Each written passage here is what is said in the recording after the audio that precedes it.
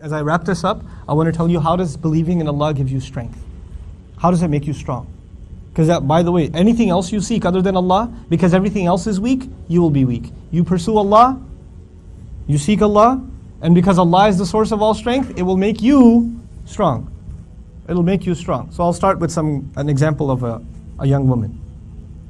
A young woman goes to, a young girl goes to elementary school, public school, and she's the only Muslim there, or there's like 2 other Muslims. And she's constantly being made fun of because of her name and because of her religion. And now she's getting older, and now she knows that maybe it's time for me to start wearing hijab, but she thinks about it 1,000,000 times because she knows the kinds of comments that are going to be made in school, what people are going to say, what people are going to think. Then the prom's coming, and everybody's going to the prom, and people are asking, are you going? And she's like, well, from what I know, I'm not supposed to go, and how am I supposed to explain myself to people that I can't even go to this party? I just want to fit in. I want to be like everybody else.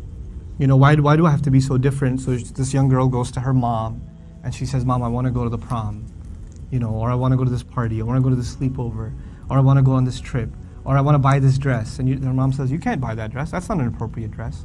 That's not appropriate clothing. Mom, everybody wears it. Relax. It's okay. Whatever. You don't let me buy anything. Everything's haram, right? And so this girl gets agitated with Islam because it's keeping her from being like everyone else. She wants to be like everybody else, but she can't be because her mom or her dad keep telling her about this Islam thing that stops her from fitting in with everybody else. Everybody else gets to have a boyfriend. Everybody else gets to go to parties. Everybody else gets to do whatever, dress however. I can't do it. I can't do it. I can't do it. And then this girl, something happens in her that she realizes who Allah is. And somehow, she becomes connected with Allah's book. And some things happen inside of her. One of the things that happens inside of her is she realizes she's been looking for acceptance in the wrong place. She's been looking to be accepted by the people around her. She's been looking to fit in with everybody else. But all of that was fake. None of that was real. Those people don't care about her. They barely care about themselves.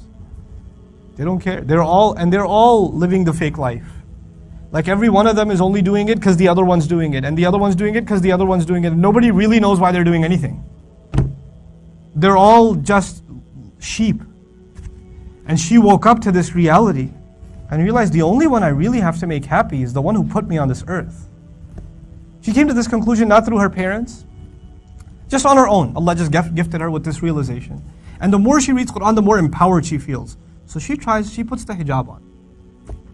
And she goes to school. Only hijabi girl in school. She hears all kinds of horrible comments. Somebody even yanks it from behind and laughs. Oh, I didn't do it, I didn't do it. They laugh. And as she goes through all of this harassment, and on the inside, she isn't sad. On the inside, she's not sad for herself. She's only sad for everyone else. It's like how pathetic these people are. They have no meaning in their life. And how sad, how far down the road of shaitan they've gone, that they see one little sign of Allah's obedience and they find that disturbing. You know when people find obedience to Allah disturbing? When shaitan has won inside of their hearts. Like how far down the road, how much they've submitted to the way of shaitan, that they find my presence and the presence of a little sign of Islam agitating to themselves. I feel sad for them. Look at those girls that are barely dressed. They're dressed, but they're naked anyway. Why are they doing that? Only so some boy can stare at them and they can feel like they're worth something. Thank Allah, He taught me I'm worth more than that. That I'm not just some body to show off. Just some piece of flesh, like dogs at a dog show. That's not what I am. I'm not a horse at a horse show. I'm not something on display. I'm a person. Thank Allah, Allah dignified me with that. And she just feels this overwhelming sense of empowerment. So she doesn't feel like she has to dress in tight clothes anymore. She doesn't feel compelled that she has to wear a shorter skirt anymore. She doesn't feel like wearing makeup anymore. She's not in need to impress anyone anymore. Because the one she needed to impress, she's working on it, that's Allah. And everybody else, she feels above it all. She rose above it all. And realized, man, everybody else is enslaved to this fake lifestyle where they're just trying to impress each other, and she just sees how pathetic and empty that is. And she could just rise above it. There's a sense of superiority, at least in her faith. Not she's a better person than other people, but she realizes what Allah has given her has put her in such a superior position to everyone else. Man, she's a source of inspiration. And there are girls in school that gravitate towards her because of her confidence, because of how she stands up for herself. And they talk to her about their problems. They don't talk to anybody else, because they know this girl's got something that they just don't have. Some girls even accept Islam in high school because of that one girl, because she stood up for her faith. Same thing happens with a guy. I actually knew a young man who was the only Muslim in his high school. He memorized Quran, and when he finished memorizing Quran, his parents were worried because he was of the age to go to high school, and there were no Islamic high schools in the area. So they were deciding to move to another state so they can send him to an Islamic school, and he said, no, I want to go to public school. And they said, why? You memorize Quran. Why do you want to go to public school? He said, because I memorize Quran, I want to go to public school. They need this. Who's going to give them Islam?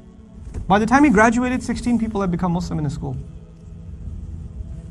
Not because he preached Islam, he just carried it. He wasn't ashamed of it. I don't have to answer anybody. I don't have to explain myself. People have to explain themselves. Someone who's obeying Allah, someone who understands they have a purpose in life, they have to explain themselves to people, or people that have no purpose and no function and don't even know why they're doing what they're doing. They have no idea why they're doing what they're doing. You know, why do you have to go here? I just do. Why? I just do. Don't ask. Just do it. Really? They're not in a position to be able to answer questions, not you. It makes you powerful. It makes you powerful. It gives you the power to question things around you and to question that there's something wrong. I'm not going to just do it because everybody else is doing it. It's wrong. It's stupid to me. Explain to me why it isn't stupid. Explain to me why other than a herd mentality I should do this. Because I was created more intelligent than a sheep. I'm not going to be part of a herd.